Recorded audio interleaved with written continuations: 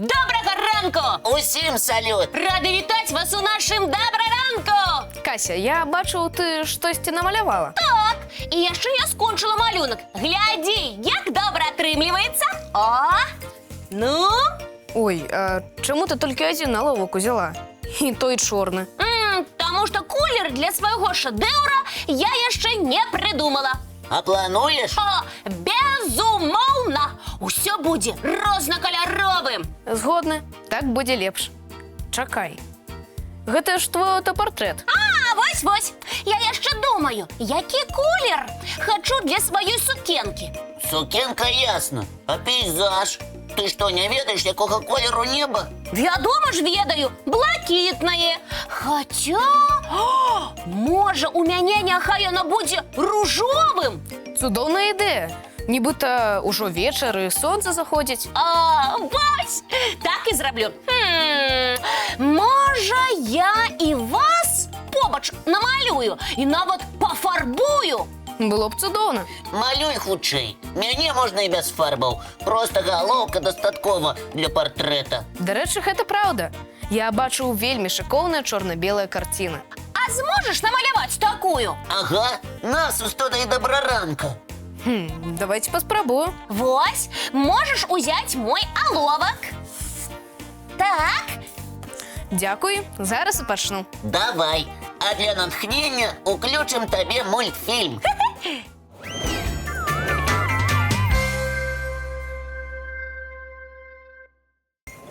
Сябры, мы вось тут малюем, я вось падумаў. Увогуле, адкуль узяліся алоўкі? Як адкуль? Я со свайго пакойчыка прынесла. Ды не пра тое. Вось упершыню хтосьці ўзяў і стварыў. Так, а давайте я расскажу гісторыю алоўка. Гісторыя алоўка пачалася яшчэ ў 16 стагоддзі. Ого, даволі даўно. А дзе канкрэтна? У Англіі. Аднойчы тут знайшлі шмат графіту. Гэта тое чорнае, што ўсярэдзіне простага алоўка? Так, чорны камень.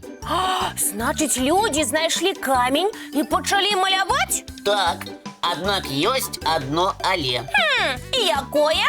Графіт мяккі, рукі пэцкае. Фу, не люблю пэцкацца. Таму людзі прыдумалі загортваць графіт у скуру.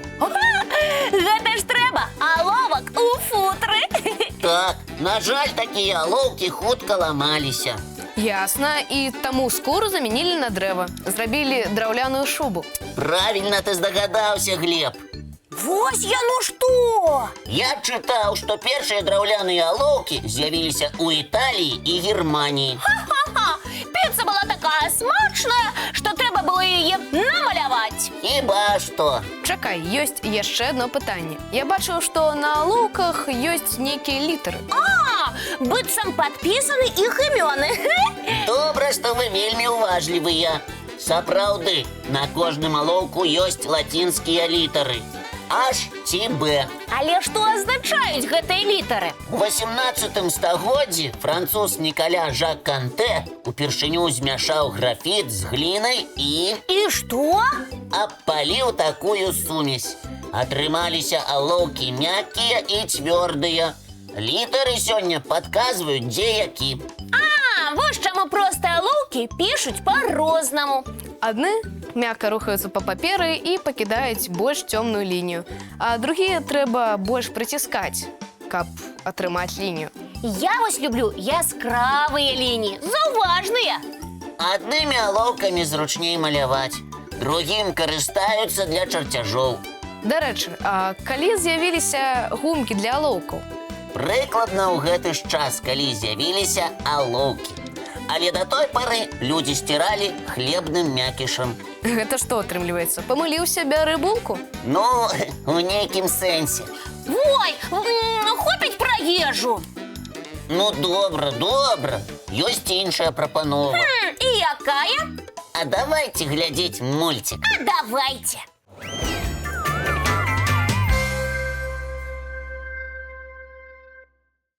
А я вось падумаў, чым толькі можна маляваць. І не толькі алоўкамі. Так, вось мне алоўкі і фарбы падабаюцца? Дарэчы, а ці ведаеце вы, што сёння дзень нараджэння у сапраўды зорнага мастака?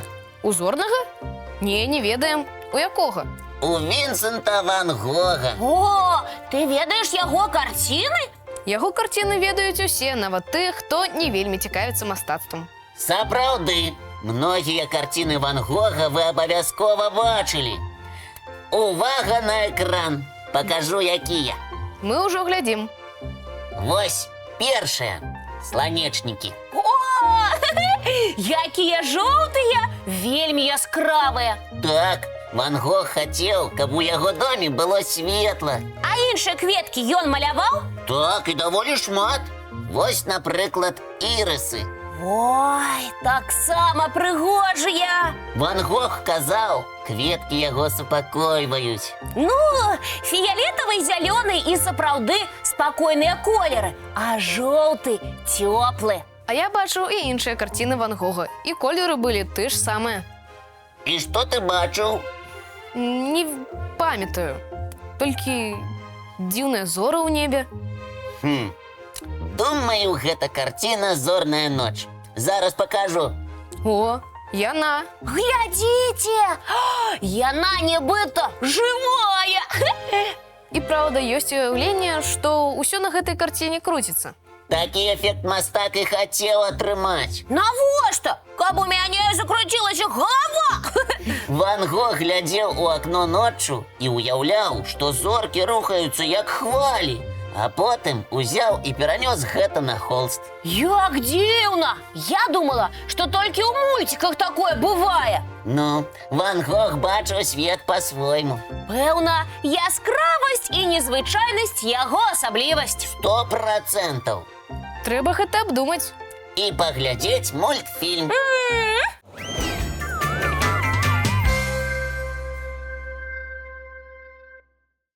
Ну вось, цяпер Кася засела за камп'ютар.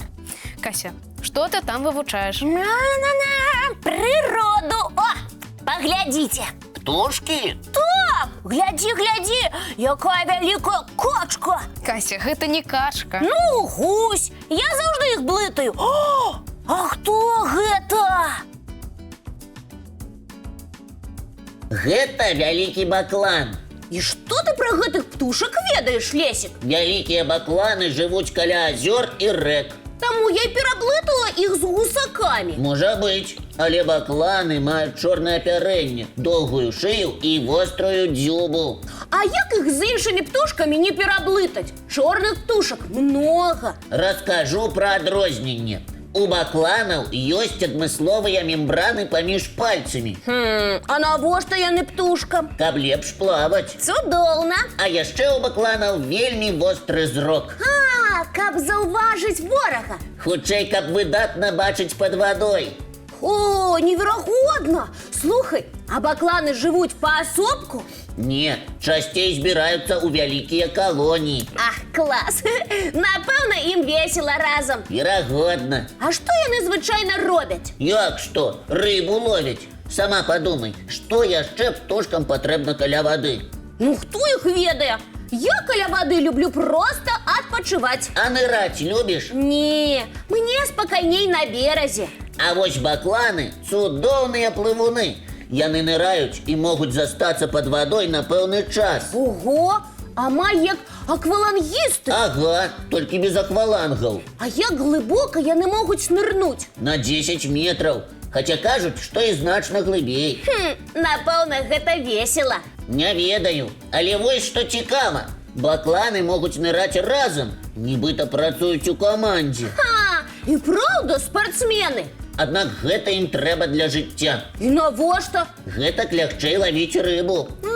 Так жа наадварот, можна рыбу напужаць. Кася, якія ў цябе варыянты, чаму бакланы трымаюцца вялікай кампаніяй? Разам проста весялей. Ну, можа і так. Бакланы цудоўна плаваюць, а лятаюць яны таксама добра. Яшчэ як? З хуткасцю 55 км ў гадзіну. Гэта ж як аўтамабіль. Аўтамабіль не лятае, Кася. Гэта толькі пакуль. Абавязкова будзе. Магчыма. Але пакуль лятаюць самалёты і птушкі, напрыклад, бакланы. Цяпер я не пераблытаю баклана ні з якой другой птушкай. Ні пад вадой, ні ў паветры. Здаецца, што ўсё ведаў пра гэту птушку. Але на самой справе зусім мала. Вось, дзеля гэтага і існуе добры ранак. Збірайся на заняткі і разам з тым атрымліваеш карысную інфармацыю. І нават не трэба падручнік чытаць. А пасля цікавай інфармацыі заўсёды падарунак. Мультфільм.